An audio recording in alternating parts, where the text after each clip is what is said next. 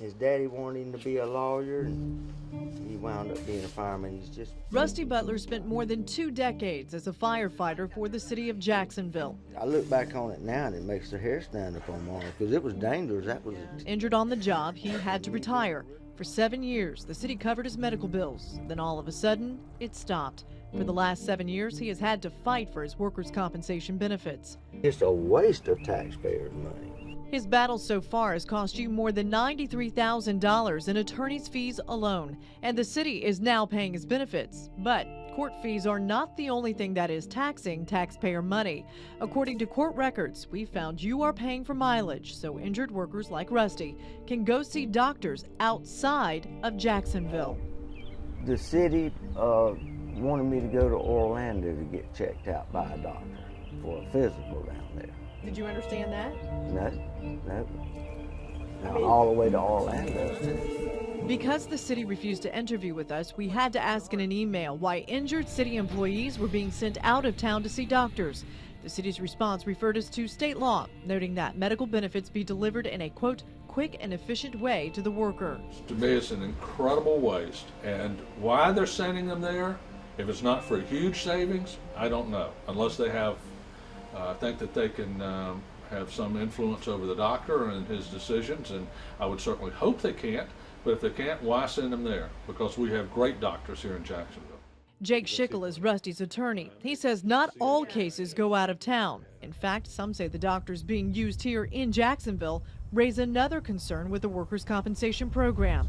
There are literally, pages of doctors, good qualified orthopedic surgeons right here in Duval County, and yet the same ones keep coming up again and again.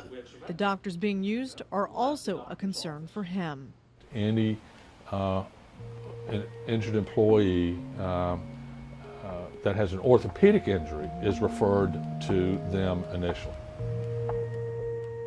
The doctors he is referring to are orthopedic specialists, two brothers by the names of Chaim and Abraham Rogozinski. The Rogozinski name pops up in numerous court records. Back in November, we sent a public records request to the city with 9 doctors' names on it, including the Rogozinskis. All 9 doctors were either cardiologists or orthopedic specialists. All the doctors are listed in the city's provider directory from 2009. We wanted to know how much money all 9 doctors were paid over the last 3 years. According to the city, there was no record for 3 doctors receiving money, while others received a couple $100s. Cardiologist Dr. Lawrence Cantor was paid more than $304,000 in the last 3 years, while the 2 brothers, the Rogozinskis, were paid more than $1.3 million in 3 years by the city of Jacksonville. In any place where you have one person getting a substantial amount of their business from someone else, it can create potential conflicts. When we asked the city why the Rogozinskis were paid more than other doctors, the response was again pointing to the state law to provide quick and efficient care to the worker. According to this court record, last year a judge overturned a workers' comp denial.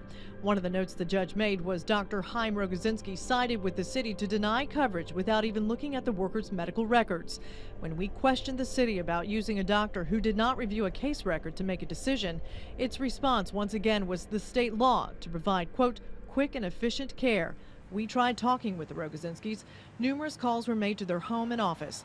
The calls were not returned. No, actually, they're gone for the day. They're gone for the day? When we stopped by their orthopedic clinic, we were told they were not available. I was at a deposition recently in which the doctor spoke with the city attorney afterwards and said, ever since I first saw and diagnosed this patient's condition, which was not what the city wanted to hear. The doctor felt it was a covered condition. He said, I haven't gotten any more cases from the city. Are y'all trying to send me a message? Well, there was no answer, but the answer was very clear. According to this court record, one doctor testified the city had a, quote, pattern of bombarding him with calls and letters regarding injured City of Jacksonville employees in an attempt to stop these injured workers from getting further medical care at the City of Jacksonville's expense. The doctor also said the city wanted him to say his treatment was unnecessary.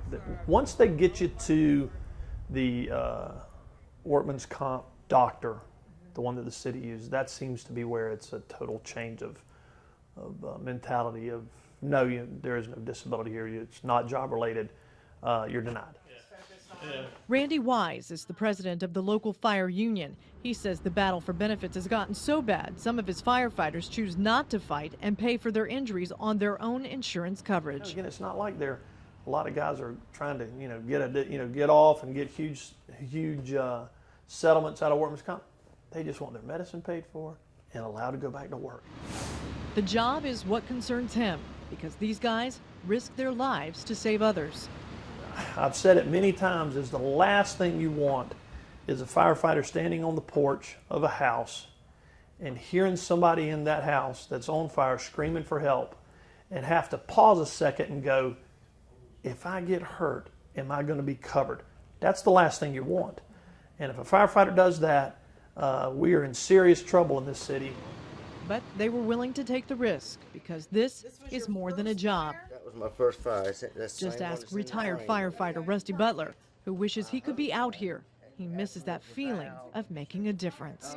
A feeling of accomplishment that anytime you can save a life or help save a life, it just gives you a good feeling. You have the sweetest little face. Yes, you do. You smell my puppy? What do you have? A Weimaraner. Oh, yeah. Yeah. She's a beast.